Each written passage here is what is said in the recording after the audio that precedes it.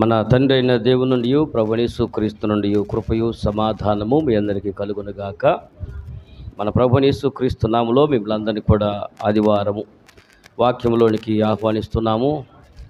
ఇంతవరకు దేవుని యొక్క సన్నిధి పాటల్లో, ప్రార్థనలో, ఆరాధనలో తోడేటువంటి దేవుడు వాక్యంలో కూడా మనకు తోడవునట్లుగాను వాక్య భాగంలో చదువుకుని ప్రార్థనా పూర్వకంగా వాక్యాన్ని ధ్యానం చేద్దాము. మంచిది. పరిశుద్ధ గ్రంథములో మూలవాక్యముగా మరొకసారి నిర్గమకాండం 27వ అధ్యాయము మొదటి వచనాన్ని ధ్యానం చేసుకుందాము. నిర్గమకాండము 27వ అధ్యాయం మొదటి వచనము.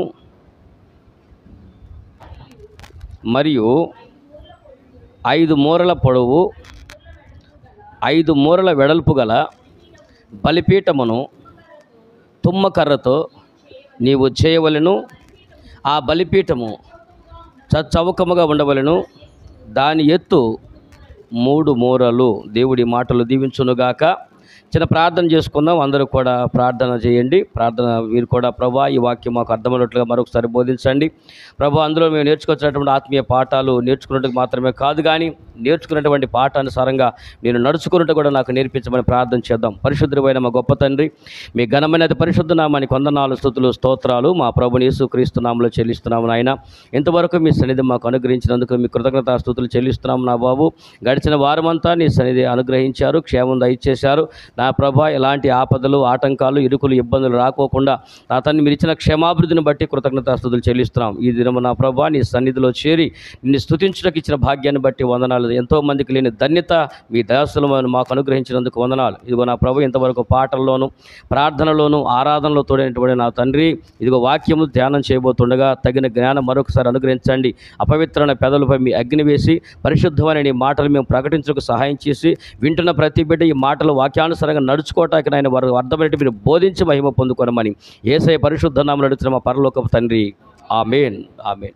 మంచిది. చదవనటువంటి వాక్య భాగంలో 3 అనేటువంటి సంఖ్య ఈ దినమున మరొక కొనలో. మనం అంతకుముందు 3 గంటల సమయాన్ని చూసాం. అలాగే ఒకే రోజున 3 సార్లు ప్రార్థన గురించి మనం ధ్యానం చేసాం.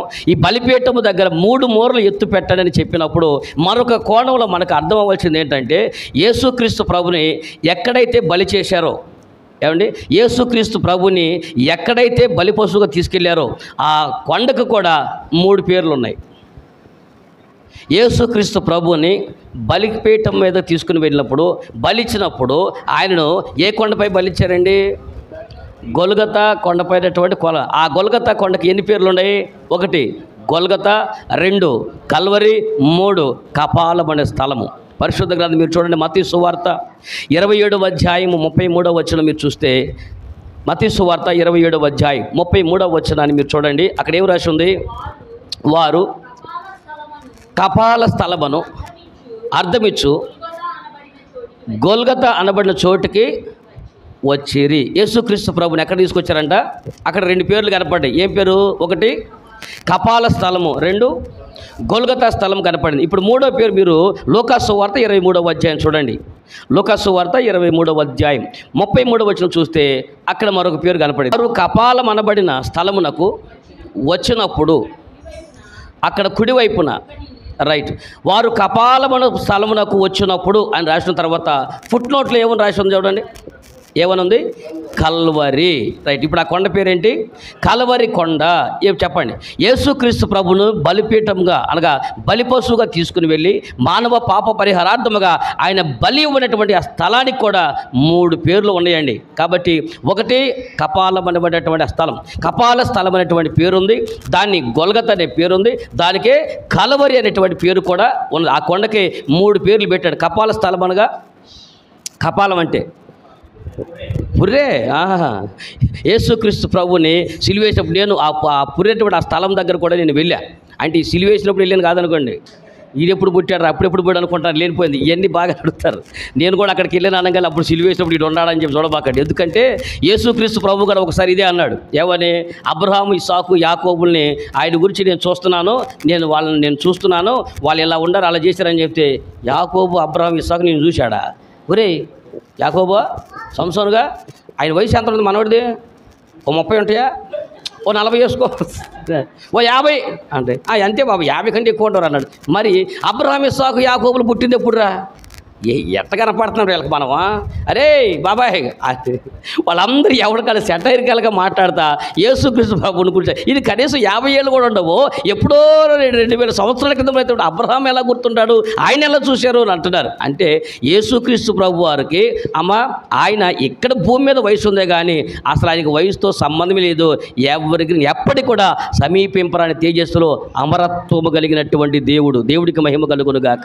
కాబట్టి ఆ సందర్భాన్ని యేసు ప్రభు చెప్పినట్టు ఇప్పుడు నేను చెప్పినప్పుడు కూడా అదే మాటలాగా అనిపించిందేమో, అందుకని చెబుతున్నాం. మళ్ళీ యేసుక్రీస్తు ప్రభుని సిలువ ఆ స్థలానికి నేను కూడా వెళ్ళాను. ఆ పురి ఆకారము చక్కగా కనబడేటట్టుగా నేను ఫోటో కూడా తీశాను. మళ్ళీ నేను ఫోటో తీసుకొని ఏదో ఫోటో పెడతారు ఏమన్నట్టు నాకు సెల్ఫీ తీసుకున్నాను. మళ్ళీ నాకు అప్పుడు ఒకవేళ ఎందుకంటే మన బొట్టుడు ఆడికి వెళ్ళటం అంటే చాలా కష్టం కాబట్టి ఊహించలేనమాట. వీడు కూడా వెళ్ళాడు అంటారు, అందుకని వీడు ఎక్కడో ఫోటో తీసి పెడతారేమోనని మళ్ళీ ఆ గొల్గత్తా కొండ దగ్గర నేను ఇలాగ నిలబడి ఆ సెల్ఫీతో నేను కూడా కనబడి ఫోటో తీశాను. దానికి 3 పేర్లు పెట్టబడి ఉన్నాయి. కపాల స్థలము అంటే నేను అనుకోవటం యేసుక్రీస్తు ప్రభుని కపాలమనబడే ఈ స్థలంలో, కలవరి కొనబడే ఈ స్థలంలో, అక్కడ గొల్గత్తా అనేటువంటి ఈ స్థలం మీద యేసు ప్రభును సిలువేయబడినప్పుడు నీకు నాకు ఒక పాఠం అర్థమవుతా ఉందండి. ఏ పాఠం అంటే యేసుక్రీస్తు ప్రభువుని అనగా ఎవరైతే యేసుక్రీస్తు ప్రభుని చంపాలని చూశారో, ఏ చెడ్డ ఆలోచనలతో మానవ జాతి ఉందో, ఏ పాపిష్టి ఆలోచనలతో మానవ జాతి ఉందో, మానవ జాతి పాపిష్టి ఆలోచనలు అన్నిటినీ బద్దలు కొట్టేశాడు. దేవుడి స్తోత్రం కలుగును గాక. ఆ పుర్రెను బద్దలు కొట్టేశాడు. ఏ పుర్రెని? యేసుక్రీస్తు ప్రభుని ఎక్కడ సిలువేశారు? కలవరి కొండ మీద సిలువేశారు. కలవరి కొండ మీద సిలువేయాలంటే ఇప్పుడు ఆ సిలువను పాతేయాలిగా, అవునా? ఆ సిలువను పాతేయాలంటే ఏం చేయాలా? గొయ్యి తీసి చెప్పండి, ఏం చేయాలా? గొయ్యి తీసి, ఇప్పుడు సిలువ కొయ్య ఉంది కదా, సిలువ కొయ్యని ఆ గొల్గత్తా కొండ మీద పాతి పెట్టారు. ఆ పాతి పెట్టినప్పుడు ఆ కొండని తవ్వారు. కొండను తవ్వి ఎండిపోయినటువంటి ఒక మానును పాతేశారండి. నేను అనుకుంటున్నాను, మీరందరూ అలాగనే ఇమాజినేషన్లో ఊహించుకుంటూ చెప్పండి. ఊహించాల్సిన అవసరం లేదు, కొంచెం గుర్తు తెచ్చుకుంటూ ఉండండి. అక్కడ గొల్గత్తా అనేటువంటి కొండ ఉంది, కపాలమైన స్థలం ఉంది, కలవరైన కొండ ఉంది. ఆ కొండ మీద ఒక ఎండిపోయిన కొయ్యని తీసుకుని పాతేశారండి. గొయ్యి తవ్వి ఆ కొయ్యని దాంట్లో పాతేశారు. పాతేసిన తర్వాత దాని ఒక బలిపీఠంగా తయారు చేసి యేసుక్రీస్తు ప్రభుని తీసుకుని ఆ శిలువకు ఎండిపోయినటువంటి ఆ కొయ్యకు వేలాడదీశాడు. ఎప్పుడైతే ఎండిపోయినటువంటి కొయ్య మీద యేసు ప్రభు వేలాడదీయబడ్డాడో అప్పటికి ఆయనకు అయినటువంటి గాయాలు, ఆయన చిందించినటువంటి రక్తము ఆ ఎండిపోయిన కొయ్య మాను మీదుగా కిందకు కారి, నేను అనుకుంటున్నాను ఎండిపోయినటువంటి ఆ శిలువ చిగురించి పుష్పించి ఫలించి అహరోను కర్రలాగా ఎదిగింది. దేవుడి స్తోత్రం కలుగును గాక. ఎండిపోయినటువంటి ఆ శిలువ జీవాన్ని పోసుకుని ఇప్పుడు ఎక్కడ దాకా అండి? ఎప్పుడో 2000 సంవత్సరాల పైబడి అప్పుడు జరిగినటువంటి ఆ కార్యము, ఎండినటువంటి మ్రాను ఈరోజు ఆ శిలువ చిగురించిందండి. దేవుడి స్తోత్రం కలుగును గాక. ఎంతగా చిగురించిందంటే యావత్ ప్రపంచంలో 200 పైన దేశాల మొత్తము క్రైస్తవ్యముగా మారిపోయినాయి. దేవుడి స్తోత్రం కలుగును గాక.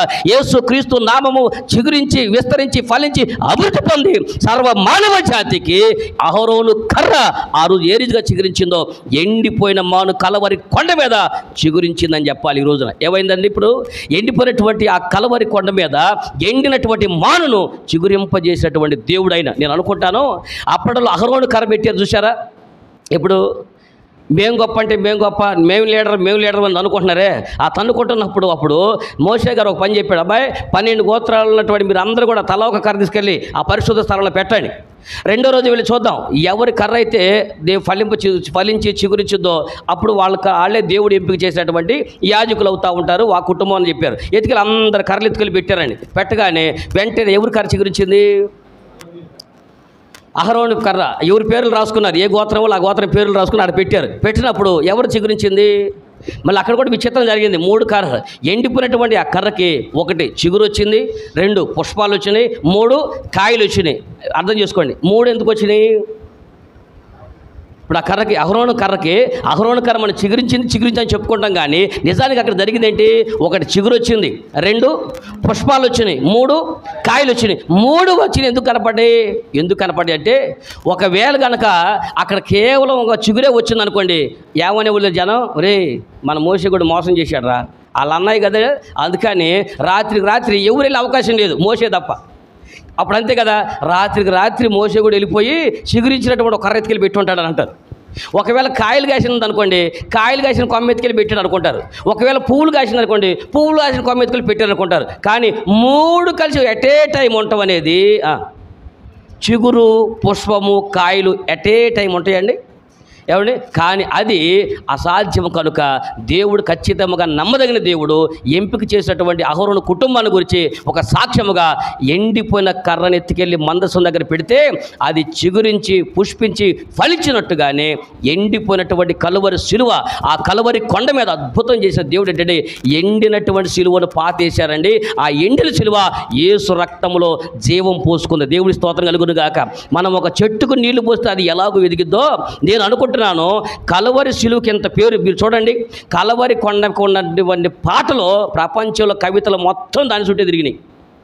ఇప్పుడు కూడా కలువరి అనేటువంటి కొండ మీద ఎన్ని పాటలు వచ్చి ఉంటాయి? కలువరి అనేటువంటి పేరు మీద ఎన్ని పాటలు రాసి ఉంటారు?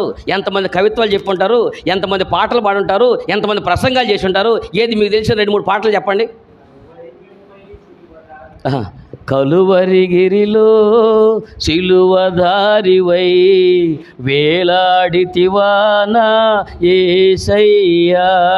ఇంకా ఈ ఒకటి గుర్తు తెచ్చుకోవడానికి ఇంతసేపు పట్టింది నాయన. మేమేమైనా కవులు మా కవితలు గుర్తు తెచ్చుకోవడానికి?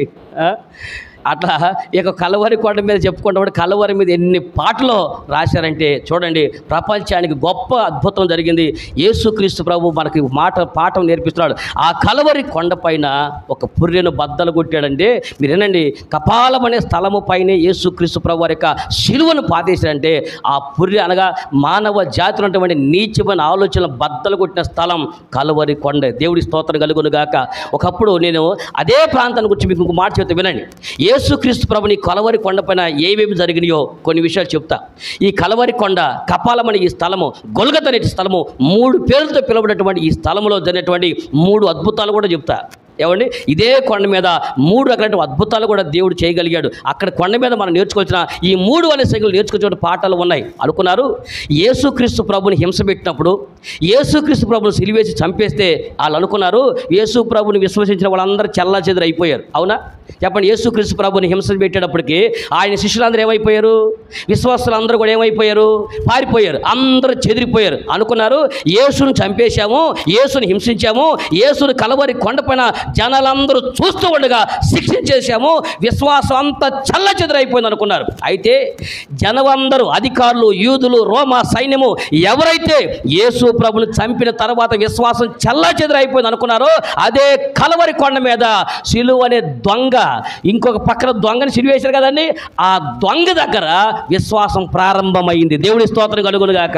మీరు అర్థం చేసుకోండి, ఎక్కడైతే విశ్వాసాన్ని చల్లా చెదురు చేశారో, ఎక్కడైతే విశ్వాసులందరూ చెదిరిపోయేట్టు చేశారో, కానీ ఈ కలువరి కొండపై ఏమైంది? అర్థం కదా? ఆయన శిష్యులందరి మిల్లి చల్లా చెదురు చేస్తే కలువరి కొండ మీదే విశ్వాసం చిగురించింది. దేవుడి స్తోత్రం కలుగును గాక. ఎవరి ద్వారా? ఇప్పుడు ఏమనుకుంటారు చెప్పండి? యేసు ప్రభు హింసను చూసి ఏమైపోవాలి?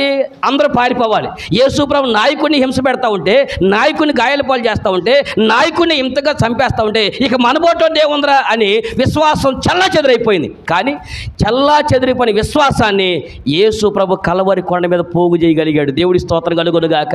పేతురు దగ్గర కలవరం మొదలైంది. ఏంటంటే యేసు ప్రభుని అరెస్ట్ చేసేదానికి పేతురు అనేటువంటి ఆ శిష్యులందరూ కలవరపడ్డారు. కానీ యేసు ప్రభు కలువరి కొండ మీద కలవరపడినటువంటి విశ్వాసాన్ని స్థిరపరిచినట్టుగా పక్కన దొంగని మార్చి చూపించాడు. దేవుడి స్తోత్రం కలుగును గాక. అదే కలువరి కొండ మీద మీరు చెప్పండి, ఇప్పుడు అదే కలువరి కొండ మీద విశ్వాసం ఏమైంది? ప్రారంభమైంది. కాబట్టి నీకు నాకు ఒక పాఠం తెలియాలి. కలవర కొండను చూసి ఏంటంటే, ఎన్ని కలవరాలు నీలో వచ్చినా, ఎన్ని కలతలు నీలో వచ్చినా, ఎన్ని కష్టాలు నీలో వచ్చినా, ఎన్ని శ్రమలు నీకు వచ్చినా అవేవి కూడా నీ విశ్వాసాన్ని చెదరగొట్టకూడదు, విశ్వాసాన్ని పోగు చేసేటట్టు ఉండాలి. దేవుడి స్తోత్రం కలుగును గాక. శ్రమల్లో నుంచి విశ్వాసాన్ని పోగు చేసుకోవాలి, కష్టాల నుంచి విశ్వాసాన్ని పోగు చేసుకోవాలి, అవమానం నుంచి విశ్వాసాన్ని పోగు చేసుకోవాలి, చెదిరిపోయినటువంటి జీవితంలో నుంచి విశ్వాసాన్ని పోగు చేసుకునే సంగతి కలవరి కొండ మనకు నేర్పిస్తున్న పాఠం అండి. ఈ రోజున ఆ కలువరి కొండ మీద అద్భుతమైనటువంటి 3 విషయాలు చెప్తాను కదా, వినండి. నెంబర్ 1, మొట్టమొదట అనగా ఆ కలువరి కొండకే 3 పేర్లు ఉంటే ఆ కలువరి కొండ మీద కూడా మనకు 3 విషయాలు దేవుడు నేర్పించబోతున్నాడు. ఈ కొండను చూసి నీకు 3 విషయాలు తెలియాలి. బలిపీఠం అనేటువంటి అక్కడ మనం ప్రత్యక్ష గుడారంలో బలిపీఠం అక్కడ దగ్గరికి వెళ్ళేసరికల్లా ఈ 3 అనే సంఖ్య కనపడతా ఉంది, బలిపశువు కనపడతా ఉంది. అలాగనే కలువరి కొండ దగ్గరకు వచ్చేదానికి కూడా నీకు బలిపీఠం కనపడతా ఉంది, కలువరి కొండ దగ్గరకు వచ్చేదానికి కూడా బలిపశువుని కనపడతా ఉంది. నీవు నేర్చుకొచ్చిన మొదటి పాట పెట్టి తెలుసా? ఆ కలువరి కొండ మీద మొట్టమొదట ప్రార్థనా కొండది. దేవుడి స్తోత్రం కలుగును గాక. ఏం కొండది? ఏ ప్రార్థన అది చెప్పండి? ఆ కలవరి కొండ మీద ఏ ప్రార్థన కొండది? ప్రార్థన అంటే చాలా చోట్ల ప్రార్థన, యేసు ప్రభు చాలా చోట్ల ప్రార్థన చేశాడండి. ఏమండి, ఆయన ఒలీవల కొండ మీద ప్రార్థన చేశాడు, హెర్మోను కొండ మీద ప్రార్థన చేశాడు, చాలా చోట్ల యేసు ప్రభు వారు ప్రార్థన చేశారు. శోధనల కొండ దగ్గర కూడా శోధించబడినప్పుడు కూడా అక్కడ కూడా ప్రార్థన చేశాడు. కానీ ఈ ఒలీవల కొండను చూసారా, ఈ కలవరి కొండను చూసారా? ఒలీవల కొండ మీద మామూలు ప్రార్థన నేర్పాడేమో, ఒలీవల కొండ మీద పరలోక ప్రార్థన నేర్పాడేమో, ఒలీవల కొండ మీద మోకాల ప్రార్థన నేర్పాడేమో, కానీ కలవరి కొండ మీద నేర్పిన ప్రార్థన క్షమాపణ ప్రార్థన నేర్పించాడు. దేవుడి స్తోత్రం కలుగును గాక. క్షమాపణ ప్రార్థన అక్కడ దేవుడు చేసినటువంటి గొప్ప విషయం తెలుసా? అక్కడ ప్రార్థన మనకు కనపడుతుంది. ఆ కలవరి కొండ మీదకి రాగానే మనకు కనపడవలసింది ఏంటంటే ప్రార్థన. ఏం చేశాడు? లూకాసు వార్త 23వ అధ్యాయం చూడండి ఒకసారి. లూకాసు వార్త 23వ అధ్యాయం 34వ వచనం.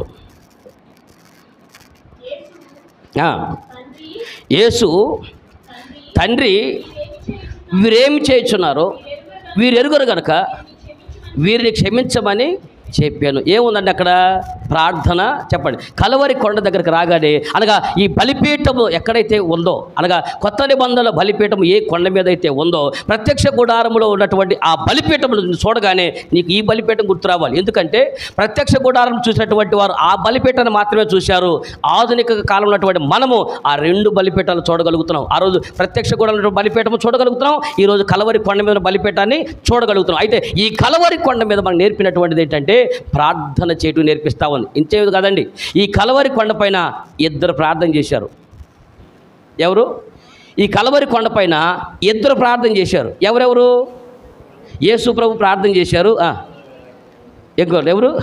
సిలువలో ఉన్నటువంటి దొంగ కూడా ప్రార్థన చేశాడు. కాబట్టి ఈ కలవరి కొండ దాకా రాగానే మనకు ఒక ప్రార్థన జీవితం కనపడాలి. ప్రార్థన అనేటువంటి చేయాలనే సంగతి మనం నేర్చుకో. బలిపీఠం దగ్గరికి వెళ్ళిన తర్వాత మొదట ప్రార్థన చేయాలి. ఆ ప్రార్థన కూడా యేసుక్రీస్తు ప్రభు వారు ప్రార్థన చేశాడు. ఏమని? తండ్రి వీరు ఏమి చేయుచున్నారో వీరు ఎరుగరు కనుక వీరిని క్షమించమనేటువంటి మాట. మనకు చేతగాందల్లా ఒకటే, ఏంటది? మనం క్షమించమని ప్రార్థన చేయటం అనేటువంటిది. అసలు ముందు ప్రార్థనే సరిగ్గా చేత కావట్లేదు అనుకోండి. మీరు ఏనండి, అసలు మామూలుగా రోజులు మన ప్రార్థన ఎంతసేపు ప్రార్థన చేస్తాం?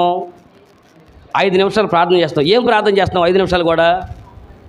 కాపాడండి, దీవించండి, దిమ్మరించండి, కొమ్మరించండి, ఆకాశవాకులు ఇప్పండి, అద్దింట్లోనైనా సరే ఆకాశవాకులు ఇప్పండి, ముచ్చు లేకపోయినా బొచ్చు నిండా పట్టుకుని ఆశీర్వాదాలు దీవెనలన్నీ పట్టుకుని ముచ్చు మీద పోసుకుంటామండి. ముచ్చు లేనటువంటి ఉండ కూడా బొచ్చు పట్టుకుని మొత్తం ఆశీర్వాదాలు పోసుకుంటామండి.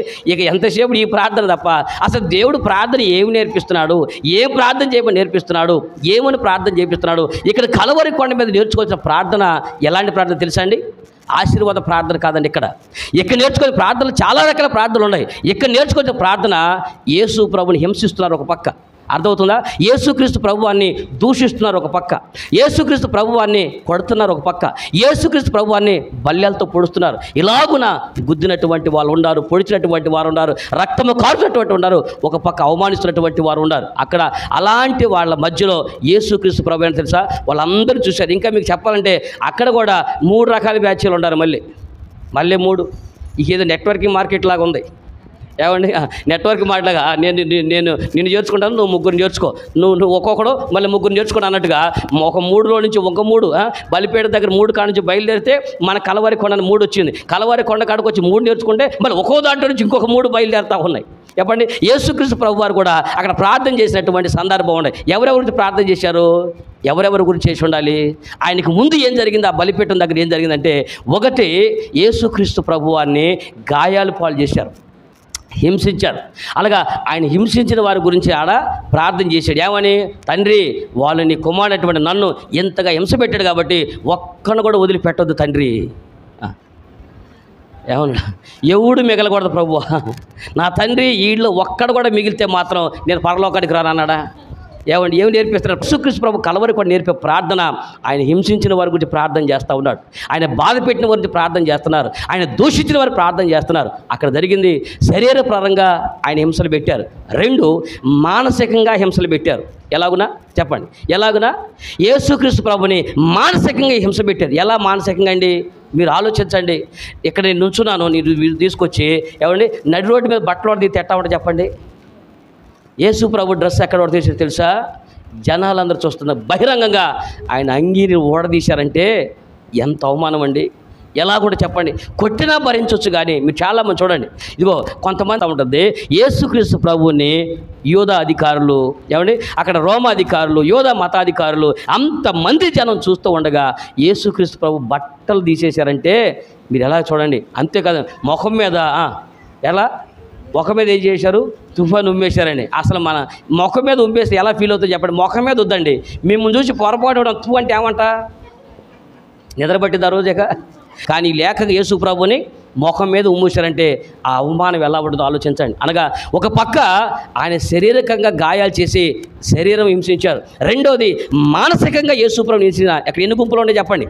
మొదటి గుంపు ఆయన శరీరంగా హింసించిన గుంపు ఉంది, రెండో గుంపు ఆయన మానసికంగా హింసించిన గుంపు ఉంది. అనగా ముఖాన్ని ఉమ్మేసినటువంటి వాళ్ళు, అలాగే బట్టల నడి రోజు మీద నడి బజారుల మీద యేసుక్రీస్తు ప్రభువు అంగిని లాగేసి ఆయన సిలువ తీసుకుపోయినప్పుడు జనాలు అందరూ చూస్తుండగా బట్టలోడ తీసి అవమానించారంటే మీరు ఎలా ఉంటుందో మీరు చూడండి. ఆ గుంపు అక్కడే ఉంది. ఇప్పుడు మూడో గుంపు చూసారా, ఆయన ఆత్మను అవమానించినటువంటి వాళ్ళు. ఎవరిని? ఆయన ఆత్మను కూడా నిందించారండి. ఏమన్నా తెలుసా, యేసుక్రీస్తు ప్రభువుని ఎలా నింది తెలుసా, ఇదిగో నీవే గనక దేవుని కుమారుడు అయితే, ఎవరు? నీవే గనక మెస్సయ్యవైతే, నీవే దేవుని కుమారుడు అయితే సిలువ దిగిరా అంటున్నారు. ఏమన్నారు? యేసు ప్రభువుని అప్పటి నుంచి ఇప్పుడు కూడా మొదలు పెడతారు. నువ్వే గనక దేవుని కుమారుడు అయితే, ఆ 3 మేకులు తీసుకుని రాలేవా, నువ్వు దేవుని కుమారుడు అయితే నీకు అది పెద్ద పని, దేవుడు కుమారుడు అయితే అనే మాట మాట్లాడతాను. యేసుక్రీస్తు ప్రభు దేవుడు కుమారుడైతే మేకులు తీసుకురాలేడా, దేవుని కుమారుడైతే సిలువ దిగి రాలేడా? కాదండి, ఆయన వచ్చిందే మన కొరకు ప్రాణాలు పెట్టడానికి. చేతగాని వాడుగా సిలువ ఎక్కలేదండి, చేతయ్యి కూడా మనుషుల ప్రాణ పాపం నుంచి విడిపించడానికి కావాలనే మరణాన్ని మీద వేసుకున్నాడు. దేవుడి స్తోత్రం కలుగునుగాక.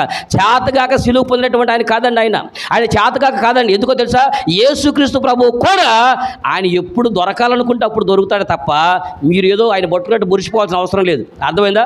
యేసు ప్రభు యోధా ఇస్కరియోతు పట్టించేశారు, లేదా వీళ్ళందరూ పట్టుకున్నారు, బందిపోట్లు పట్టుకున్నారు అని చెప్పి చెప్తున్నారే. వాళ్ళు యేసుక్రీస్తు ప్రభుని 33 సంవత్సరాలు ఆయన ఏమన్నా రహస్యంగా దాగి ఉన్నాడు చెప్పండి. మన ఎంత కూడా ధ్యానం చేసాం. యేసుప్రభుని రహస్యంగా దాగి ఉంటాడా? యేసుక్రీస్తు ప్రభు వారు బహిరంగ స్థలంలో తిరిగారు, బహిరంగ సువార్తను చెప్పాడు, బహిరంగ యోధుల మధ్యలో సువార్త చెప్పాడు, యెరూషలేము దేవాలయం సువార్త చెప్పాడు. అందరు జనాలు చూస్తూ ఉండగా నడి రోడ్ల మీద సువార్తను ప్రకటించారు. ఆ రోజే పట్టుకోవడం చేతగా లేకపోయింది. కారణం ఏంటి తెలుసా, ఆయన ఎప్పుడైతే ఆయన కార్యాన్ని ముగించాలనుకున్నాడో, ఎప్పుడైతే తండ్రి చిత్తాన్ని ముగించాలనుకున్నాడో, ఎప్పుడైతే తండ్రి చిత్తాన్ని సంపూర్ణంగా చేశాలనుకున్నాడో, ఎప్పుడైతే మనుషుల పాపం కొరకు సిలువకు ఎక్కాలనుకున్నాడో అప్పుడే ఆయన దొరికాడు. దేవుడి స్తోత్రం కలుగును గాక. అంతేకాదు అంటున్నాడు, ఇదిగో నా ప్రాణము దాన్ని పెట్టుటకును తిరిగి తీసుకొనుటకు నాకు అధికారము ఉన్నది. అంటే దాన్ని బట్టి ఆయన చేతగాని వాళ్ళకి సిలువలో చనిపోలా, కావాలనే ప్రాణాలు పెట్టాడు. మానవ జాతిని పాపం నుంచి విడిపించి ఆ జీవం వాళ్ళకి దయచేయడానికి దేవుడు ఆ రోజున గొప్ప కార్యం చేసి కావాలని చనిపోయాడు తప్ప ఈరోజు నా కలవరి సిలువలో యేసు ప్రభుని అంటున్నా నువ్వు దేవుని కుమారుడు. ఆ పక్కన ఉన్న దొంగ కూడా ఉన్నాడు, చచ్చే స్థితిలో ఉండ రక్షణ రాలడికి.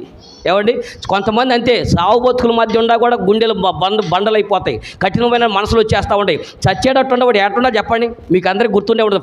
ఫరో గుర్తున్నాడండి. ఫరో ఎన్నిసార్లు హృదయం కఠినపరచబడతామని చెప్పండి. ఆమె ఎన్నిసార్లు అద్భుతాలు చూస్తున్నాడు, ఎన్నిసార్లు ఆశ్చర్యాలు చూస్తున్నాడు, ఎన్ని సూచక్రియలు చూశాడు. అన్ని చూసినా వాడి గుండె ఏమైపోయింది, కొంతమంది అంతే కళ్ళెదురుగా స్వస్థతలు చూస్తారు, కళ్ళెదురు అద్భుతాలు చూస్తారు. కఠినమైనటువంటి దొంగ మారు మనసు పొందినటువంటి సంఘటన పరిశుద్ధ గ్రంథంలో కాదు బయట కూడా ఎన్నో మనం చూస్తున్నాం.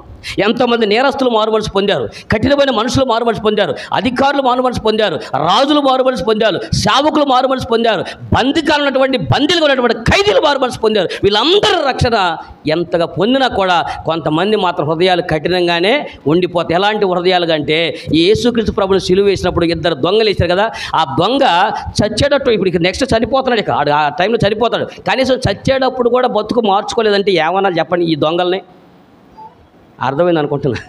నీకు చచ్చే కుటుంబం అంతా చిన్న భిన్నం అయిపోయింది, చీకిపోయింది, మాయ రోగంతో కుటుంబం మంచాన పడింది, ఎక్కడ సమాధానం లేకుండా పోయింది. భార్య భర్తల మధ్య, అత్త మామల మధ్య, పిల్లల మధ్య, ఎవరి మధ్య కుటుంబంలో నెమ్మది లేదు, ప్రశాంతత లేదు, సమాధానం లేదు, సంతోషం లేదు, ఆరోగ్యం లేదు, ఏమీ లేకపోయినా ఒక్కటి మాత్రం మిగిలి ఉంది, అహంకారం మాత్రం.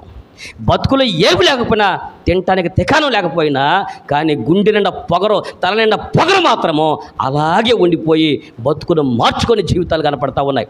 కానీ అక్కడ ఆ రోజున అలాంటి వ్యక్తి అంటున్నాడు, నువ్వు క్రీస్తువు కదా. వీడికి ఎటకారం మాత్రం చావాలా. ఎవరి మాట అంది? రోమా సైనికులు అన్నారంటే వాళ్ళకి అధికారం ఉంది అన్నారు. యూదులు అన్నారంటే వాళ్ళు అవమానించాలి కాబట్టి అంటున్నారు. వీడికే పోయే కాలం ఎవరికి? ఏమండి, యేసుక్రీస్తు ప్రభుతో పాటు సిలువ వేసిన దొంగల్లో ఒకడు చూసి అంటాడు, నువ్వు క్రీస్తువు కదా. ఇది తెలుసా అంటే ఏ ఉద్దేశంతో అంటున్నాడు? ఎగతాళి చేస్తాడనమాట. అంటే చచ్చినా కూడా ఎటకారం చావట్లే ఆడికి. అర్థమైందండి? ఈ రోజున ఆ మాట మాట్లాడినందుకు అక్కడ యేసు ప్రభు ఆత్మను కూడా నిందించిన వాళ్ళు ఉండారండి. ఎవరిని? ఆయన దైవ కుమారుడు అనేటువంటి ఆయన ఆత్మను కూడా వాళ్ళు దూషించారు. మూడు రకాల గుంపులు చెప్పా. ఒకటి, శరీరాన్ని హింసించిన వాళ్ళు. 2, మానసికంగా హింసించిన వాళ్ళు. 3, ఆత్మీయంగా హింసించినటువంటి వాళ్ళు ఉన్నారు. వాళ్ళ ముగ్గురు గురించి యేసు ప్రభు ప్రార్థన చేశాడు. తండ్రి, వీరేమి చేయుచున్నారు, వీరు కనుక వీరిని క్షమించమని ప్రార్థన చేసి. కాబట్టి కల్వరి కొండ అనేటువంటి ఇది మనకు నేర్పినటువంటి పాఠం, అనగా కపాల స్థలం నేర్పేటువంటి పాఠము, గొల్గొతా కొండ నేర్పేటువంటి పాఠము. నీకు నాకు మొదటి పాఠం ఏంటంటే ప్రార్థన చెయ్యాలి. ఎలాంటప్పుడు ప్రార్థన చెయ్యాలి? హింసించబడుతున్నప్పుడు ప్రార్థన చెయ్యాలి, కష్టాలు పడుతున్నప్పుడు ప్రార్థన చేయాలి, బాధలో ఉన్నప్పుడు ప్రార్థన చేయాలి. ఒక పక్క యేసు ప్రభు చేసిన ప్రార్థన హింసపడుతున్నప్పుడు ప్రార్థన చేశాడు, దూషించబడుతున్నప్పుడు ప్రార్థన చేశాడు. ఆయన పరిస్థితి ఎలాగ ఉన్నా సరే ఆయన ప్రార్థన మాత్రం చేస్తున్నాడు. అంతేనా? యేసు ప్రభు కష్టములో ఉండి, దుఃఖములో ఉండి, బాధలో ఉండి, దేహం మొత్తాన్ని కండలుగా చీరుస్తున్నప్పుడు ప్రార్థన చేశాడు కదా. ఇదే ప్రార్థన కలవరి శిలువలో 2వ దొంగ కూడా చేశాడు. ఏ ప్రార్థన? అతను ఎప్పుడు ప్రార్థన చేశాడు? శిలువలో ఇంకో దొంగ ఉన్నాడు కదా, యేసు ప్రభు ఒక పక్క దొంగ ఏమో అవమానం చేశాడు, రెండో పక్క దొంగ ఏమో ప్రార్థన చేశాడు. ఎప్పుడు? అతడు కూడా హింసించబడుతున్నాడు, అతను కూడా సిలువ వేశారు, ఆయన కూడా హింసలో ఉన్నాడు, ఆయన కూడా కొట్టారు. కానీ అతను సావు బతుకులో ఉండి, శ్రమలో ఉండి కూడా యేసయ్యకు ప్రార్థన చేశాడు. దేవుడి స్తోత్రం కలుగును గాక. కాబట్టి నీకు నాకు శ్రమ వచ్చినా, కష్టం వచ్చినా, బాధలు వస్తూ ఉన్నా మనం చేయవలసిన పని ఒకటే, ఈ కల్వరి కొండ మీదకి వెళ్ళిన తర్వాత మొదట నీవు ప్రార్థన చెయ్యాలి. రెండవదిగా ఏ ప్రార్థన చేయాలి? ఆ కొండకు ఒక పేరు పెడదాం. ఒకటి ప్రార్థన కొండ అయితే, 2 క్షమాపణ కొండ. ఏ కొండ? క్షమాపణ కొండ. అక్కడ యేసుక్రీస్తు ప్రభువారు పక్కనటువంటి దొంగతో ఆ మాట అన్నారు. ఎప్పుడైతే అతను రెండో దొంగ ప్రార్థన చేశాడో, ఎప్పుడైతే ఆయన యేసుని రాజ్యంలోకి వచ్చినప్పుడు ఏమన్నాడండి ఆ దొంగ? చెప్పండి. పరిశుద్ధ గ్రంథం అక్కడే మీరు లోకా సువార్త మీరు చూశారు, 23వ అధ్యాయము. మరొకసారి మీరు చదవండి ఒకసారి. 42వ వచనం. 23వ అధ్యాయం లోకా సువార్త 42వ వచనం చదవండి. ఏం రాసి ఉంది అక్కడ? రెండో మాటే చదవాల్సిన పని ఉంది. అయినా ఒక రిఫరెన్స్ చూపించాలి కాబట్టి చూపించామంతే. ఏముంది? యేసు ఆయనను చూచి, అయ్యా 42వ వచనం, యేసు నీవు రాజ్యములోనికి వచ్చినప్పుడు నన్ను జ్ఞాపకము చేసుకొనుము. ఏమని ప్రార్థన చేశాడండి ఇక్కడ ఇతను చేసేట ప్రార్థన? ఏం ప్రార్థన చేశాడండి?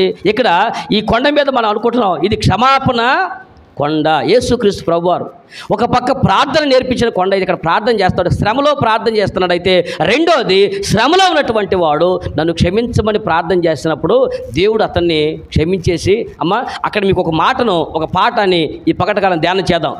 ఆయనను చూచి, చెప్పండి ఏం చూశాడు? సరిగ్గా చెప్పండి ఆ మాట. ఆయనను ఏం చూశాడు చెప్పండి మీరు?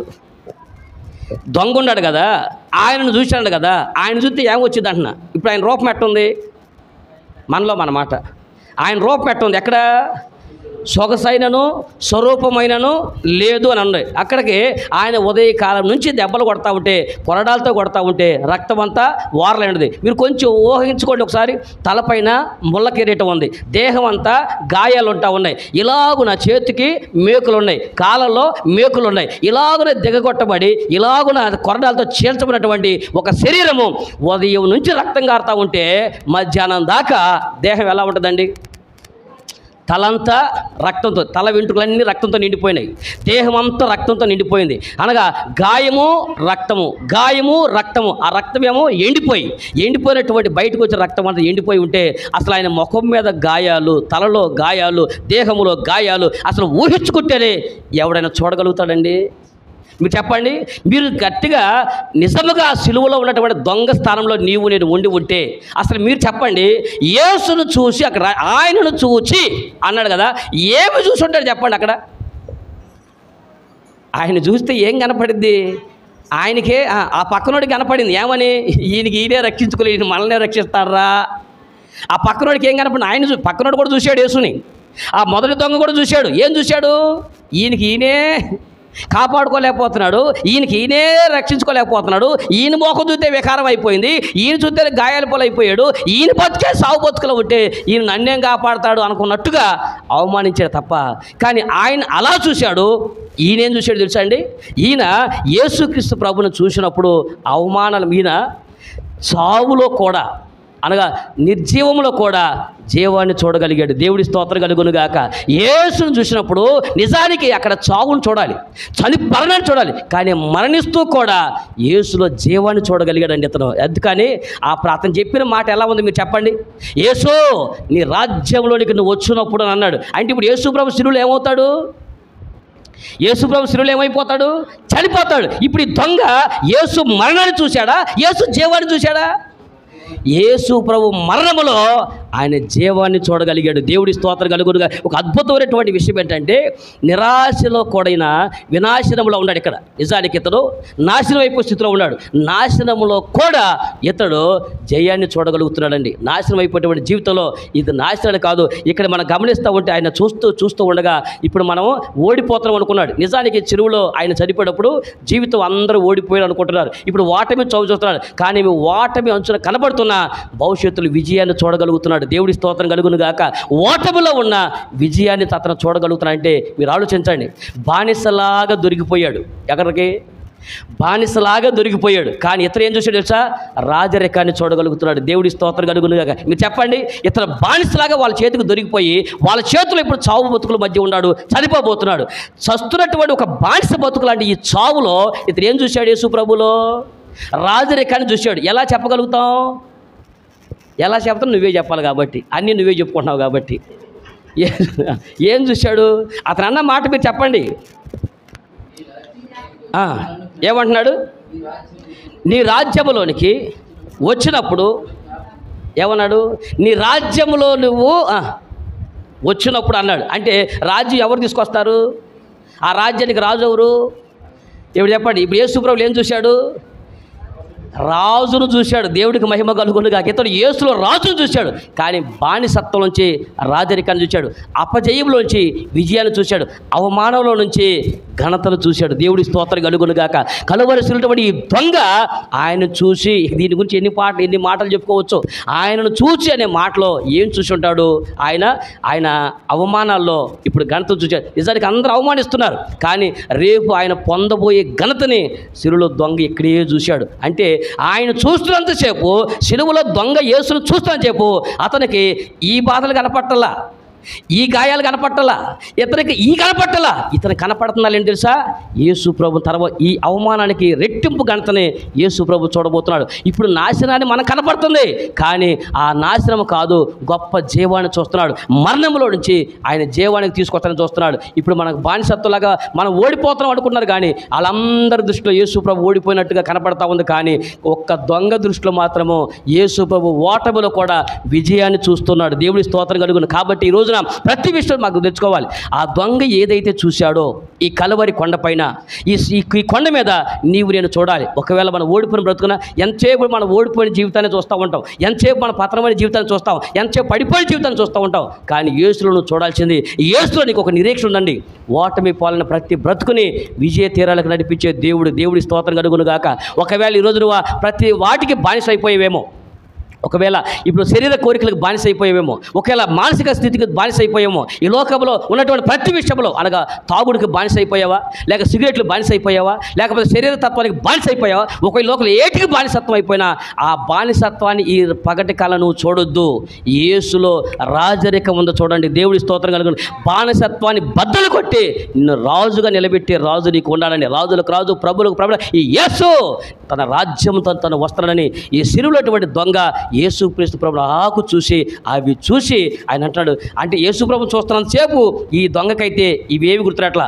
మరణంలో జీవాన్ని చూశాడు, అపజయముల విజయాలు చూశాడు, అవమానంలో ఘనత చూశాడు, బానిసత్వంలో రాజరికాన్ని చూడగలిగాడు. దేవుడికి మహిమ కలుగునుగాక. ఎలాగున ఈ రోజున నీవు కూడా యేసుప్రభులు ఎంతసేపునే యేసుప్రభు సిలువైబడి పడిపోయింది చూస్తున్నావు. కానీ అక్కడ కూడా విశ్వాసం ముగించబడిందని వాళ్ళు అనుకుంటున్నారు. కానీ కలువరి కొండలోనే విశ్వాసం ప్రారంభమైంది. దేవునికి మహిమ. శ్రమలో నుంచే విశ్వాసం ప్రారంభాన్ని దేవుడి చేసి చూపించాడు. కాబట్టి ఈ కలువరి సిలువలో దేవుడు అద్భుతమైనటువంటి విషయం మనకు నేర్పిస్తున్నాడు. మనం నేర్చుకోవాల్సింది, మనకు ఆయన నేర్పించినటువంటి పాఠము ఆయన క్షమాపణ కొండ. ఈ 3 పేర్లటువంటి ఈ కొండలో మనకి ఏం నేర్పించుకోవాలి? పుర్రెను చూసి ఏం గుర్తించుకోవాలి? మానవ ఆలోచనలన్నిటినీ, చెడ్డ ఆలోచనలన్నిటినీ బద్దలు కొట్టేశాడు యేసుక్రీస్తు ప్రభు మరణము ద్వారా. ఆ కలవరి కొన్నటువంటి ఆ పురి మీద, ఆ కపాలమనే స్థలం మీద యేసుక్రీస్తు ప్రభు వారు ఎండిపోయినటువంటి సిలువను పాతేస్తే ఆ ఎండిపోయినటువంటి ఆ సిలువ యేసు రక్తం ద్వారా జీవాన్ని పోసుకుని అది పుష్పించి చిగురించి కాయలు కాసి లోకమంతా వ్యాపింపజేశాడు. దేవుడికి మహిమ కలుగునుగా. ఇలాగూ చేస్తే ఆ కొండ మీద కష్టములో ప్రార్థన చేయటం నేర్పించాడు.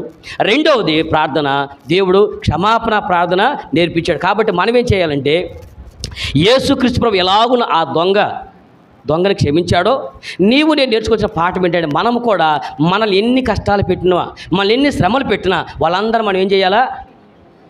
మన శాతకాన్ని ఒకటి ఉంది చెప్పండి. ఇదే మనకు జాతకాని పని ఒకటి చెప్పండి. ఏదైనా చెయ్యండి అని అన్నాడంటే అర్థం ఏంటి? అమ్మాయి మెలకుగా ఉండు అన్నానంటే అర్థం ఏంటి? మనం మెలకగా ఉండటం చేత కాదు, మాకు నిద్రపోవటమే చేతవు. అందుకని దేవుడు మీరు నిద్రపోండి అని అనాలా? మనం చెప్పండి, అమ్మ మీరు నిద్రపోండి అని అనాలా? ఏం మన అవసరంలా. మెలకోకుండానే బతిమలాడాలి, నిద్రపోండి బతిమలాడాలి, టక్క నిద్రపోతాడు. విచిత్రమైన విషయం, మందిరంలోకి వస్తే ఎవరిని బతిమలాడ అవసరం, ఫ్యాన్ లేకపోయినా పట్టుద్ది నిద్ర. అర్థం కదా? అలాంటి పరిస్థితి అలా ఉంటుందేమో. కాబట్టి ఎవరిని ఎందుకు చెప్తా ఉంటారు ఇక్కడ మనకు చెప్పాడంటే, యేసుక్రీస్తు ప్రభు మనకు నేర్పుతున్నటువంటి ఈ కలువరి కొండలో, ఈ కపాలం అనే స్థలం మీద యేసుక్రీస్తు ప్రభు ఈ బలిపీఠం దగ్గర మనకు నేర్పుతున్నటువంటి రెండో పాఠము క్షమాపణ గుణము నేర్పుతున్నాడు. యేసుక్రీస్తు ప్రభు వారు ఒకటి కష్టంలో ప్రార్థన చేయడం నేర్పించాడు. ఈ కలువరి కొండ మీద ఎదుటి వాడిని క్షమించాలని, తను హింసించిన వారికి క్షమించాడు, దూషించిన వారికి క్షమించాడు, అవమానించిన వారికి క్షమించాడు. కాబట్టి మనకు అది చేతగాడు. ఈరోజు యేసు ప్రభుని ఎవరైనా ఏదైనా మాట అనగానే మనం ఎంతగా రెచ్చిపోయి ఇక యూట్యూబుల్లో ఆయన తిట్ట ఈయన తిట్ట చెప్పండి. యేసు ప్రభుని దూషించిన వాడిని తిరిగి మనం దూషిస్తే వాళ్ళ క్షమాపణ వచ్చిద్దా? యేసు ప్రభు ఈ పాట మనకు నేర్పించాడా? మీరు చెప్పండి. యేసు ప్రభు తను దూషించిన వాడిని ఎవరిని దూషించాడు? యేసు ప్రభు తను ద్వేషించిన వాడిని ఎవరిని ద్వేషించాడు? యేసు ప్రభు తను గాయాల పాలు చేశాడు, ఎవరు తిరిగి గాయాల పాలు చేశాడు? మరి ఆయన నుంచి మనం ఏం నేర్చుకున్నాం? ఎవరో యేసుప్రభుని దూషిస్తున్నారని, ఎవరో యేసుప్రభుని ద్వేషిస్తున్నారని మనం కూడా మనకు రోషంలో ఎదుర్కొన్నావా, పౌరుషంలో ఎదుర్కొన్నావా, మీసాలను కూడా పాతేటి వాసనలు అనుకుంటున్నావని. మరి మీసాలు తిప్పి మెల్లియటానికి దేవుడు సంఘం ఇచ్చింది, మనం తొడలు కొట్టడానికి దేవుడు సంఘం సేవనిచ్చింది. ఈ సేవలో నీవు నేను నడుతున్న మన నడక, మన బ్రతుకుని చూసి అవకుండా నేర్చుకోవాలి. మనల్ని హింసించి మన యేసు ప్రభు ఏదైతే చేశాడో ఆయన ఫాలోవర్స్ కదండి, క్రైస్తవులు ఆయన ఫాలోవర్సే కదండి. మరి యేసు ప్రభు తను దూషించిన వాడిని కూడా ఆయన చేత కదండి వాళ్ళని లేవేయటం. యేసు ప్రభు చేత కదా వాళ్ళని తిరిగి దూషించడం. యేసు ప్రభు మాటలు చేత కావండి. అయినా కూడా మాటలు చేతయ్యి మౌనముగా ఉన్నటువంటి దేవుడు, మాటలు చేతయ్యి తల వచ్చినటువంటి దేవుడు. ఎందుకో తెలుసా? ఈ మాటలకి, ఈ దోషణకి, ఈ అవమానాలకి యేసు అక్కడ తల వచ్చాడు. ఎందుకంటే అవమానించబడిన ప్రతి ఒక్కరిని తలెత్తుకునేటట్టు చేస్తున్నాడు. దేవుడి స్తోత్రం కలుగును గాక. ఈ రోజున నీవు నేను ఆ పాఠం, క్షమాపణ పాఠం. మన ఎంతమంది దూషించినా, ఎన్ని మాటలు మనకున్నా ఆ క్షణానికి గబకన కోపం రావచ్చు. కానీ ఒకటే, యేసు ప్రభును దూషించిన వాడిని కూడా క్షమించే మనసు దేవుడు మనకిస్తే ఆ క్షమాపణ గుణ వల్ల వాడు ఎన్నిసార్లు తిడతాడు చెప్పండి మనల్ని? ఒకసారి తిడతారు, రెండుసార్లు తిడతారు, మాటకు మాట తిడతా ఉంటే పెరుగుతూ ఉంటుంది. కానీ యేసయ్యను దూషించిన వాడి గురించి అన్నాడు, మీరు మీ మంచి వాళ్ళ గురించి మీరు ప్రార్థన చేస్తే మీకు ఏంటి ఫలం అన్నాడు. మీరు మంచి వాళ్ళ గురించి ప్రార్థన చేస్తే మీకేంటి ఫలం అన్నాడు. నువ్వు స్నేహితుల గురించి ప్రార్థన చేస్తే నీకేంటి ఫలం అన్నాడు. మీరు శత్రువు గురించి ప్రార్థన చేస్తేనే మీ ఫలం అధికమవుతుందని చెబుతున్నాడు. దేవుడి స్తోత్రం కలుగును గాక. యేసును దూషించేవాడిని, యేసును ద్వేషించేవాడిని, యేసును నిందించేవాడిని, యేసు నామను అవమానించేవాడిని వాళ్ళ కొరకు మనం ప్రార్థన చేస్తే తప్ప వాళ్ళకి మారు మనసు అనేది రాదు. మాటకు మాట బదులు చెబితే ఎవరి బ్రతుకులు మారవో. మాటకు మాట బదులు చెప్పడం తేలిగ్గానే ఉంటుంది, పెద్ద కష్టమా? కాస్త జ్ఞానం ఉంటే ఎవడైనా చెప్తాడు. అర్థం కదా? యేసుని గురించి ప్రకటించండి, కాస్త జ్ఞానం ఉంటే చెప్పేయొచ్చండి. కానీ ఇక్కడ కావాల్సిన జ్ఞానం కాదండి, క్షమాగుణం కావాలి, క్షమించే మనసు కావాలి. కాబట్టి దానికి కావాలంటే యేసు ప్రభు అంత శ్రమలో ఉండి కూడా ఆయన ఒక సూపర్ న్యాచురల్ పవర్, గొప్ప శక్తివంతుడు, స్వయంభవుడు అయినా కూడా ఆయన ఇలానే దూషించిన వారందరినీ కూడా అధికారులను క్షమించాడు, సైనికులను క్షమించాడు, రాజులను క్షమించాడు, యోధా మతాధికారులను క్షమించాడు, అందరిని క్షమించాడు. చివరికి ఆ దొంగలు కూడా క్షమించాడు. ఈ రోజున నీవు నేను కూడా ఈ కలవరి కొండ దగ్గరికి వచ్చినప్పుడు క్షమించేటువంటి ప్రార్థన చేయాలి, ఎదుటివాడిని క్షమించే ప్రార్థన చేయాలి, ఎదుటివాడిని క్షమాగుణ పెట్టే ప్రార్థన మనం నేర్చుకోవాలి. 2 విషయాలు చెప్పా. ఒకటి, ఆ కొండకి ఏ పేరు పెడదాం? అది ప్రార్థన, శ్రమలో కూడా ప్రార్థించే కొండ. రెండోది, కష్టములో ఉండా కూడా క్షమించే కొండ. మూడోది, ఎంత బాధల్లో ఉండే కూడా ఆదరించేటువంటి కొండ. ఏ కొండ? కొండ ఆదరణ కొండ అని పేరు పెడదాం. చూస్తారు మీరు పరిశుద్ధ గ్రంథం యోహాను సువార్తలు మీరు చూడండి ఒకసారి. యోహాను సువార్త 19వ అధ్యాయం 26వ వచనంలో గొప్ప కొండ, ఆ కొండకు నా బంగారు కొండ. ఏ కొండ? మనం మురుచుకుంటాం కదా పిల్లల్ని, ఏమని? నా బంగారు ఏంటంట? ఏ కొండ అంట? బంగారం 100 గ్రాము 2 గ్రాములు ఉంటేనే మన ఆనందానికి అంతులేదు. ఇక బంగారం కొండే మనకుంటే, బంగారపు రాయి కూడా కాదు, మన బంగారపు రాయి కాదు మనం అడిగేది, ఏమంటాం? బంగారపు కొండ. ఎవరు? బిడ్డల్ని చక్కగా మా బంగారు కొండే అంటాం. నేను అనుకుంటాను బంగారు కొండ అనేటువంటి పేరు మనం కలవరి కొండకు పెట్టాలి. ఏ కొండకి? కలవరి కొండకి. ఈ పేరు ఇప్పుడు 3 పేర్లు ఉన్నాయి, కానీ మనం 4వ పేరు తగిలిద్దాం. అంతేనా? ఏ పేరు తగిలిద్దాం? ఇది బంగారు కొండ, మనకి మంచి పాటలు నేర్పిన కొండ. ఆ కొండ మీద ఇది ఆదరణించినటువంటి ఆ కొండ ఎలాగుందో యోహాను సువార్త 19వ అధ్యాయం 26వ వచనం మీరు చదవండి ఒకసారి. ఏమి రాసి ఉంది అక్కడ? యేసు తన తల్లియు తాను ప్రేమించిన శిష్యుడును దగ్గర నిలిచినట్టు చూచి, అమ్మా ఇదిగో నీ కుమారుడు అని తన తల్లితో చెప్పాను. ఇప్పుడు మీ తలలో పైకి ఎత్తుకున్నది ఎక్కడ ఆదరించేటువంటి కొండ? ఈ కొండలో ఏ ఆదరణ ఉంది చెప్పండి? యేసుక్రీస్తు ప్రభువారు శిలువలో చనిపోతున్నప్పుడు ఆయన ఏమనాలి? ఆయన ఏమన్నా కాపాడగలుగుతాడా అని అందరూ అంటున్నారు కదా. పోనీ ఆయన కూడా ఆ రోజున ఏమనాలి? వాళ్ళ అమ్మ ఎదురుగా చూస్తూ ఉంది, అవునా? తల్లి అనేటువంటి మరియ ఆ బాధలు చూస్తుంది, కుమారుడు ప్రతి హింసను చూస్తూ ఉంది. ఏమనుకుని ఉంటుంది? ఈడే పోతే ఇక నన్ను చూసే దిక్కు పెద్ద దిక్కు కాస్త వెళ్ళిపోతుంది, ఇక నా పరిస్థితి ఏంటి అనుకుంటా ఒకవేళ నిరుత్సాహంలో, నిస్పృహలో, ఒకవేళ ఆమె అలాంటి పరిస్థితుల్లో ఉండగానే యేసుక్రీస్తు ప్రభువారు సిలువలో వేలాడుతూ కూడా తన తల్లిని ఎలా ఆదరించాడంటే, వెంటనే చూడండి అక్కడ జరిగినటువంటి ఆ సందర్భంలో ఆయన మాట్లాడేటువంటి మాటలో గొప్ప మాట కూడా ఇది మాట అండి. తల్లిని చూసి, నా తల్లి, ఇక్కడ నీ కుమారుడు శరీర సంబంధంగా నీ కుమారుడు ఇక్కడ చనిపోతాడు నువ్వు అనుకుంటానేమో, కానీ ఇదిగో నా బాధ్యత నేను విడిచిపెట్టలేదు, నిన్ను ఎప్పటికీ ఆదరించే ఒక కుమారుడు ఈ భూమి మీద నీ కొరకు కట్టి పెట్టాను అన్నాడు. దేవుడి స్తోత్రం కలుగును గాక. శరీరపరముగా నిన్ను ఆదరించేటువంటి కుమారుడు ఇక్కడ ఉన్నాడు, నిన్ను చూసేటువంటి కుమారుడు, నీ బాగుబాగు చూసే కుమారుడు ఎక్కడ నీకు అతను పెట్టాను అని యోహాను వైపు చూపించి, నా కుమారుడా ఇదిగో నా తల్లి, తల్లి ఇదిగో. చెప్పండి ఇప్పుడు ఎలాంటి ఆదరణ అండి? ఆ కలవరి కొండ మీద దేవుడు నీకు ఆయన శ్రమ పడుతున్నా కూడా ఆదరించడం మర్చిపోలేదండి. ఒకని తల్లి ఒకరిని ఆదరించినట్టుగా, ఎలాగునా ఒకని తల్లి ఒకరిని ఆదరించినట్లుగా ఎలాగ ఆదరించాడు? యెషయా గ్రంథం 66వ అధ్యాయంలో ఒక మాట 13వ వచనం కూడా చూడండి ఒకసారి. యెషయా గ్రంథం 66వ అధ్యాయం 13వ వచనంలో ఒక చక్కని మాట మనకు కనపడతా ఉన్నది. దేవుడు నిన్ను ఎలా ఆదరిస్తాడో, కలవరి స్థితిలో దేవుడు నిన్ను నన్ను ఎలాగో ఆదరిస్తాడో చక్కనటువంటి ఆదరణ గల మాట చూడండి. ఏమి రాసి ఉందండి అక్కడ?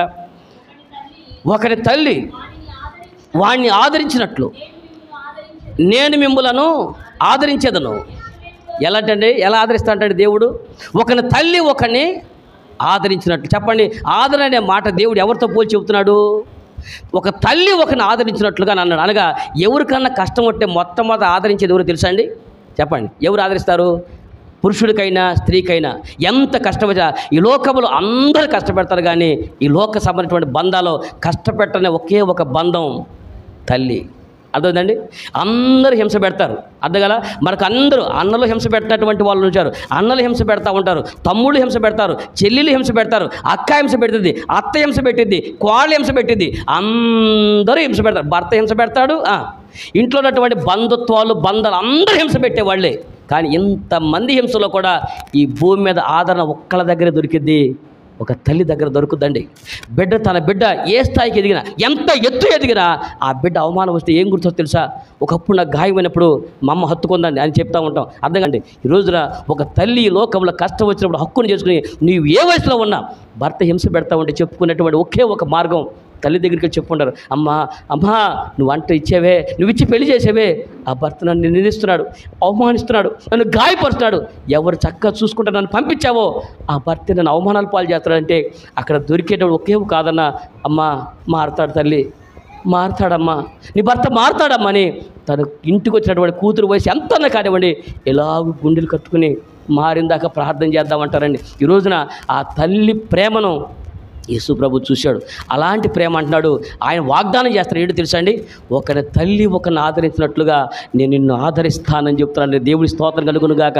నేను ఒక తల్లి ఆదరణ ఈ భూమి మీద ఎలా ఉండదో అంతగా అంటే ఈ రోజున నీకు నాకు కలవరి కూడా నేర్పేటువంటి పాఠము ఆయన శ్రమ పడుతూ కూడా ఎలాగున తన తల్లిని ఆదరించాడు. అమ్మ నిర్గమాకాండ 20:12 ఒక మాట ఉంటుందండి, ఏమని, తన తల్లిని తండ్రిని సన్మానించువాడు భూమి మీద దీర్ఘాయుష్యవంతుడవుతాడు. నేను అనుకుంటాను యేసుక్రీస్తు ప్రభువారు శిలువలో ఉండి కూడా ఆ తల్లిని ఎలాగున ఆదరించాడో, నేను అనుకోవడం ఆ ఎలాగున ఆ తల్లిని సన్మానించాడో అదే ఆయన నామాన్ని ఈ భూలోకం ఉన్నంత వరకే దీర్ఘాయుష్యవంతుడిగా చేసింది. దేవుడికి మహిమ కలుగును గాక. యేసుక్రీస్తు ప్రభువారు శరీరధారిగా మన మధ్య లేకపోవచ్చేమో, కానీ ఆయన నామం మాత్రము దీర్ఘాయుష్కాలం అంతా కూడా ఆయన నామం ఉంటా ఉంది. కాబట్టి అలాగున దేవుడు ఆదరించే దేవుడు ఒక స్నేహితుడు ఆదరించినట్టుగా మనల్ని ఆదరిస్తాడంటండి ఆయన. ఎలాగునా మీకు యోహాను సువార్త 14 ప్రభు చెప్తా ఉంటాడు కదా, మొదటి వచ్చిన మనం కూడా చూడండి ఒకసారి. ఒక తల్లి ఒకరిని ఆదరించినట్టుగా ఆదరించే దేవుడు ఒక స్నేహితుడు ఒకరిని ఆదరించినట్టుగా తన ఎలాగున స్నేహితుడు ఎలాగున ఆదరిస్తాడో అలాగే దేవుడు మనల్ని ఆదరిస్తూ ఉంటాడు. యోహాను సువార్త 14 మొదటి వచనంలో ఉంటుంది. మీరు చూడండి ఆ సన్నివేశం ఒకటి. మీ హృదయంలోని కలవరపడనీకుడి, దేవుని యందు విశ్వాసం ఉంచారు, నా యందును. అంటే శిష్యులు ఎలా ఉండారండి, కలవరంతో ఉండారు. అనగా యేసుక్రీస్తు ప్రభువారు వారికి పెట్టిన పేరేంటి తెలుసా అండి. ఒకరోజు ఇస్కరియోతు యూదా గెత్సెమనే తోటలో ఉన్నప్పుడు వచ్చి యేసు ప్రభు దగ్గరకు వచ్చి ఆయన ముద్దు పెట్టుకున్నాడు. ఏమండి ఆయన అప్పగించేటప్పుడు యేసు ప్రభు ఏమన్నాడు తెలుసా, చెలికాడా. ఏమన్నాడు, నువ్వు వచ్చిన పని చెప్పండి. ఏమన్నాడు, చెలికాడా నువ్వు వచ్చిన పని కానీ అన్నాడు. ఏమన్నాడు, చెలికాడంటే స్నేహితుడు. ఏమని చెప్తున్నాడు, శ్రమలో దాన్ని అప్పగించబోయేవాడిని కూడా స్నేహితుడు అన్నాడంటే మీకు అర్థం చేసుకోండి ఎలాంటి వాడు. యేసుక్రీస్తు ప్రభువారు అలాంటి మాట అనగా శిష్యుల్ని కూడా శిష్యుల్లాగా చూడలేదండి, ఆయన స్నేహితుల్లాగా చూశారు. ఆ స్నేహితులు కలవరలో ఉంటే ఈయన ధైర్యపరుస్తున్నాడు, ఒక స్నేహితుల్ని మీరు కలవరపడబాకండి, మీరు దేవుని యందు విశ్వాసం ఉంచున్నారు, ఇన్ని సంవత్సరాలు మీతో ఉన్న నా యందు మీరు విశ్వాసం ఉంచండి, మీ కలవరాలు తొలగిపోయేటువంటి మార్గము నాతోనే సాధ్యం అని చెప్పాడు. దేవుడికి మహిమ కలుగును గాక. ఒక స్నేహితుడు కష్టం వచ్చినప్పుడు స్నేహితుడు ఎలాగో తోడుకుంటారో, కష్టాల్లో ఉన్న స్నేహితుడు ఎలాగున ధైర్యపరుస్తాడు, శ్రమలో ఉన్న వ్యక్తికి స్నేహితుడు ఎలాగున ఆదరిస్తాడు అన్నాడు. ఈ భూలోకంలో ఒక బంధాన్ని ఉపయోగించుకుని యేసు ప్రభు చెప్పాడు, ఒక తల్లి ఒకరిని ఆదరించినట్టుగా నేను మిమ్మల్ని ఆదరిస్తాను, ఒక స్నేహితుడు ధైర్యం చెప్పినట్టుగా నేను మీకు ధైర్యం చెప్పి ఆదరిస్తానని యేసు ప్రభు కలవరి కొండలో కూడా ఆయన ధైర్యం విడవక ఆదరించేటువంటి దేవుడు. అంతేకాదు ఈ రోజున మన ప్రతి పరిస్థితిలో మనకు వాక్యం కూడా ఒకటి ఉంటుందండి, ఆదరించేటువంటి వాక్యం పరిశుద్ధ గ్రంథము కీర్తనకారటువంటి ఆయన ఒక మాట చక్కని మాట చెప్తాడు. యుగములు జగములు భూమి మీద ఉన్నంత కాలము మనము మర్చిపోకున్నటువంటి ఒక చక్కని మాట, అట్టండి మిగిలి మర్చిపోమని కాదు, ఒక చక్కని మాట మీరు చూడండి ఒకసారి. కీర్తన గ్రంథము 119 కీర్తన, బాగా కంటత వాక్యం, 119 కీర్తన 50 వచనం మీరు చూడండి ఒకసారి. ఏం రాసి ఉంది అక్కడ, 119 కీర్తన 50 వచనం, నీ వాక్యము నన్ను బ్రతికించి ఉన్నది, నా బాధలో ఇదే నాకు నెమ్మది కలిగించుచున్నది. ఏమనని, నీ వాక్యమే నన్ను బ్రతికించును, బాధలలో నెమ్మదినిచ్చును, నీ వాక్యమే నన్ను బ్రతికించును, బాధలలో నెమ్మదినిచ్చును, కృపాశక్తి దయాశక్తి సంపూర్ణుడా, వాక్యమై ఉన్న యేసు వందనమయ్యా, కృపాశక్తి దయాశక్తి సంపూర్ణుడా, వాక్యమై ఉన్న యేసు వందనమయ్యా. ఎంత చక్కని మాట అండి. నీ వాక్యము నన్ను ఎక్కడంట, నీ వాక్యమే నన్ను బ్రతికించును, బాధలలో అది నాకు నెమ్మది ఇచ్చును. యేసు అనేటువంటి వాక్యము, నీ కొరకు నా కొరకు కలవరి కొడపడి బలిటపడి యేసుక్రీస్తు ప్రభువైన ఈ వాక్యము నిన్ను ఆదరించే వాక్యము. బాధల్లో ఉండయా, కష్టాల్లో ఉండయా, నెమ్మది ఉండయా. చూడండి, ఎక్కడైతే నువ్వు ఓడిపోతూ ఉన్నావో, ఆర్థిక పరిస్థితులు ఓడిపోయినా, ఆరోగ్య పరిస్థితులు ఓడిపోయినా, అవమానాల పాలైపోయి, బాంధవ్యాలను ఓడిపోయినా, ఏ సమయంలో నువ్వు ఓడిపోయి నువ్వు బాధల్లో ఉంటే నీకు మంచి చక్కని మార్గం ఏంటి తెలుసా, ఈ కలవరి కొండపైకి రండి. ఈ కలవరి కొండపై చూడండి, ఆదరణగా నా మాటలు చదవండి. ఈ కలవరి కొండ మీద బలి పశువుగా అవుతున్నటువంటి యేసుక్రీస్తు ప్రభువారు ఆయన చెప్పిన మాట చదవండి, ఆయన వాక్యం చదవండి. ఆయన నేను విడిచిపెట్ట దేవుడు, విడువని దేవుడు, ఎడబాయని దేవుడు. మీకు చెప్పాలంటే ఆయన మిమ్మల్ని పాపం నుంచి తీసివేసినాక ప్రేమించే దేవుడు కాదు. అద్భుతంగా చెప్తున్నాను, రాసుకోండి ఒకసారి, మైండ్లో రాసి పెట్టుకోండి. ఎక్కడ ఎలా రాసుకోవాలి? తప్పిపోయినటువంటి కుమారుడు ఎలా వచ్చాడు గుర్తుందా మీకండి? తప్పిపోయిన కుమారుడు గుర్తున్నాడా? లోకాసువార్త 15వ అధ్యాయంలో తప్పిపోయిన కుమారుడు పరిగెత్తుకుంటూ వచ్చాడు వాళ్ళ తండ్రి దగ్గరికి. పరిగెత్తుకుంటూ వచ్చాడా? ఆడు ఎక్కడ మేపుతాడు? పందులు పేసేటువంటి ఆ పొట్టు తింటా ఉన్నాడు, పందులు మేపుతూ ఉన్నాడు, ఆ పొట్టు తింటా ఉన్నాడు. బట్టలన్నీ మురికైపోయింటాయి, వస్త్రాలన్నీ అయిపోయినాయి, వండాయి అన్నీ పోయినాయి, చెప్పులు కూడా పోయినాయి. చెప్పులు లేకోకుండా ఆ పందుల దగ్గర బాగు చేసి ఎట్టా ఉండదు చెప్పండి? మన పందుల దగ్గర బాగు చెప్పుకున్న గేదెల దగ్గర బాగు చేసేటువంటి అలవాటు ఉందిగా? మీకు లేదేమో, నాకుంది. గేదెల దగ్గర బాగు చేసే అలవాటు, గేదెల దగ్గర ఉన్నటువంటి ఆ పేడ అంతా తీసేసేయటం, ఆ కింద చెత్త అంతా తీసేయటం, అవి మొత్తం జరిగినటువంటి అంతా ఊడ్చేయటం అక్కడ చేసేటటువంటి ఉంది. ఆ కాసేపు పని చేసి బయటకు వస్తేనే మనం ఇటు మాట అంటే ఉంటాం, ఇస్మాయిల్ వస్తుంది అంటే స్మెల్ అన్నమాట. ఇలాగ చేసి ఎట్టే చూసేస్తాం, అలాంటి స్మెల్ వస్తుంది. కానీ ఒకరికి కాసేపు గేదెల దగ్గర బాగు చేస్తే అలాంటి స్మెల్ వచ్చింది. మన అబ్బాయి ఉన్నాడే, మన పిల్లగాడు ఎక్కడ పని చేసి వస్తున్నాడు? పందుల దగ్గర పని చేసి వస్తున్నాడు మాస్టారు. పందుల దగ్గర పని చేయడమే కాదు, అక్కడ ఉన్నటువంటి పందులు తినేటువంటి పొట్టును కూడా, అంటే ఒక పందిలాగా బతకాల్సి వచ్చింది అక్కడ. ఆ పొట్టు మేతంటే ఈడు ఆ పొట్టు నాకు ఆటి మీద కలబడ్డాడేమో. ఎక్కడ ఏటి మీద కలబడి ఉంటాడు చెప్పండి? పందులు మేస్తూ ఉంటే కమ్మక తప్పుగా నాది నువ్వు తింటామని పాపం అది తింటున్నాడు. అలాంటి తిని బతుకున్నటువంటి వాడు పందుల దగ్గర అక్కడ ఉన్నటువంటి ఆ వ్యక్తి ఎంత కంపు కొడతా ఉంటాడో. ఇప్పుడు పరిగెత్తుకుంటా వాళ్ళ తండ్రి ఆ కుమారుడు చూసి ఎలా వచ్చాడండి? ఆ తండ్రి పరిగెత్తుకుంటా వచ్చి, రే ఇట్లాంటి దిక్కుమాలి డ్రెస్సులు ఉంటా, సిగ్గు లేదంటారా నీకు? దేవుడు సిగ్గు పెట్టలేదంటారా నీకు? నీ బతికేంటిరా, నీ కర్మ ఏంటిరా? ఎంత ఆస్తి ఉంది, అంతస్తు ఉంది, అధికారం ఉంది, ఇక్కడ చావకుండా అక్కడ చచ్చేవేంట్రా అన్నాడండి.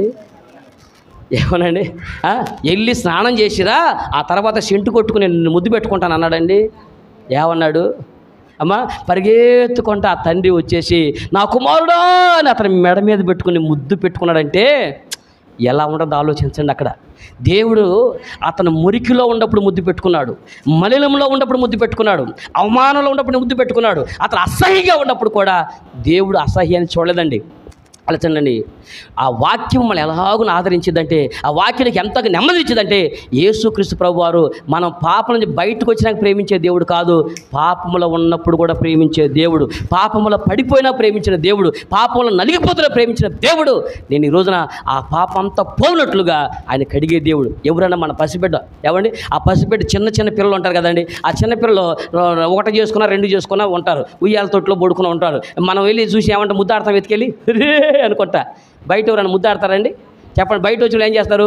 బయట వచ్చిన ముద్దాడంటే నీ పిల్ల సూటు బూటు చక్కగా డ్రెస్ చేసి చక్కగా స్నానం చేసి పౌడర్ కొట్టి చక్కగా ఇస్మాయిల్ వస్తా స్మెల్, ఏం పౌడర్ వాడుతున్నామ్మా నేను ఆడి అప్పుడు ముద్దు పెట్టుకుంటారు. అనగా పిల్లల్ని ముద్దాడాలంటే బయట ఎవరన్నా నీ పిల్లడు అందంగా ఉండాలి, చక్కని డ్రెస్ వేసుకుని ఉండాలి, బాగుంటా ఉంటే ముద్దాడుతూ ఉంటారు. అదే కనుక అట్ట కాకుండా 1-2 ఒళ్ళంతా చేసుకుని చేతి అనుకుంటా ఉన్నాడు అనుకోండి, మనం ఏం చేస్తాం? బయటికి వెళ్ళి మా బాబాయ్ ఎత్తుకుంటామండి.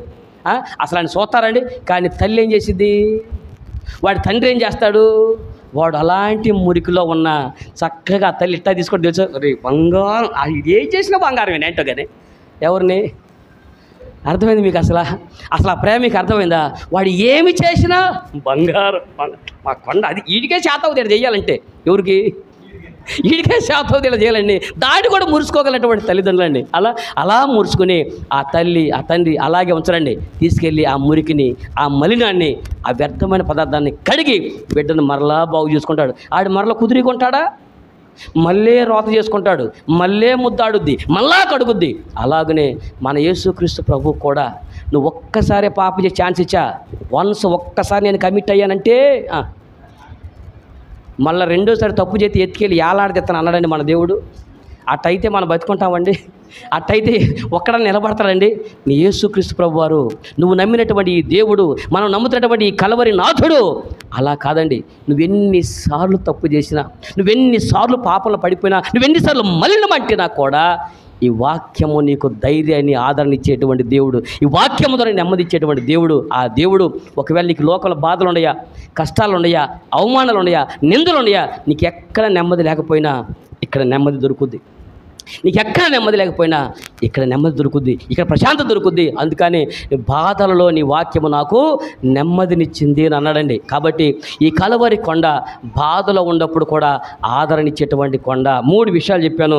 అప్పగింతల కార్యక్రమం స్టార్ట్. ఈ కలవరి కొండ పైన, ఈ కలవరి కొండకే 3 పేర్లు చెప్పాం. యేసు ప్రభు బలిపశువుగా బలిపీఠంకి ఎక్కినటువంటి ఆ కొండకి 3 పేర్లు చెప్పా. 1 గొల్గొతా, 2 కలువరి, 3 కపాలం అనబడే స్థలము. ఈ 3 ఆ కలవరి కొండకి, ఆ కొండకి యేసు ప్రభు ఆ బలిపశువు అనేటువంటి ఆ కొండకి ఆ 3 పేర్లు ఉంటే, ఆ కలవరి కొండ మనకు నేర్పేటువంటి 3 పాఠాల గురించి మనం ధ్యానం చేసాం. చెప్పండి. మొదటి పాఠము శ్రమలో కూడా ప్రార్థన చేయటం.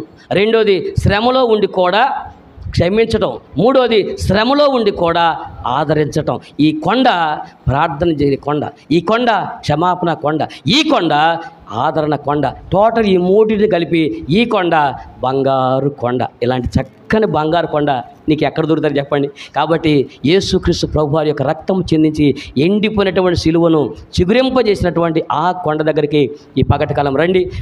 నెమ్మది లేనటువంటి బ్రతుకులో, శ్రమలో, అవమానాల పడిన బ్రతుకులో ఎవరైతే ఉండి ఉంటారో, నిందల పడిన బ్రతుకులు ఎవరైతే ఉంటారో వాళ్ళందరినీ ఆహ్వానం చెప్తుంది ఈ కలవరి కొండ వైపు. యేసుక్రీస్తు ప్రభువారు చాచిన చేతులతో నీ వైపు చూస్తూ ఉన్నాడు. ఆ కలవరి దగ్గరలో రక్షణ పొందినటువంటి దొంగ చూసినట్టుగా యేసులో గనక నువ్వు చూడగలిగితే, అపజయాల బాటలో విజయాన్ని చూడగలిగితే, బానిస బ్రతుకులో రాజ్యరేఖాన్ని చూడగలిగితే, అవమానాల కాడ రెట్టింపు ఘనతను చూడగలిగితే, ఈరోజు గొప్ప విజయాన్ని దేవుని కీటకు సిద్ధంగా ఉన్నాడు. యేసును చూడండి, ఆయన చెంతకు చేరండి. ఈ కలవరి కొండ మీద అద్భుతమైన ఆశీర్వాదాన్ని మీ సొంతం చేసుకోండి. దేవుడి మాటలు దీవించునుగాక.